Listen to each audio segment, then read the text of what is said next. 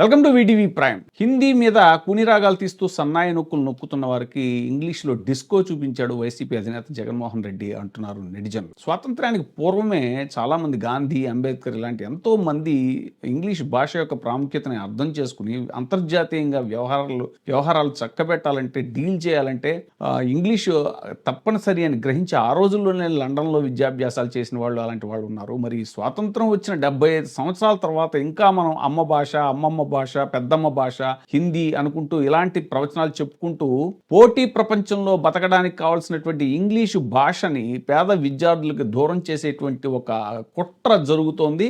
అలాగే ఇది తిరోగమన విధానం అంటూ అలాంటి ప్రకటనలు చేస్తున్న వారిని మేధావులు సైతం విమర్శిస్తున్నారు. Now we are all talking. Why should you learn Hindi? Not only he learned Hindi, he has learned 17 languages.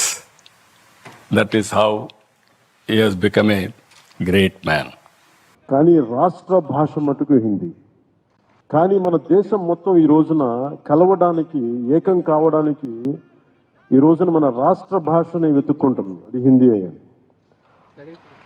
నేను అలాంటి రాష్ట్ర భాష హిందీని నేను స్వాగతిస్తున్నాను. So he understands the importance of it as a minister.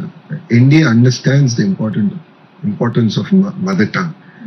But at the same time, Hindi is our national language. No, it's not.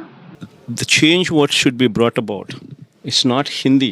Hindi can also be a language what can be learned. But the medium of education should be English.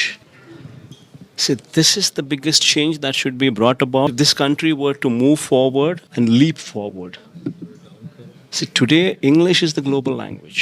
Anybody, until and unless these government schools change, and until and unless the poor studying in these government schools learn to speak fluent English, they can never be competitive. So the medium of language should be English.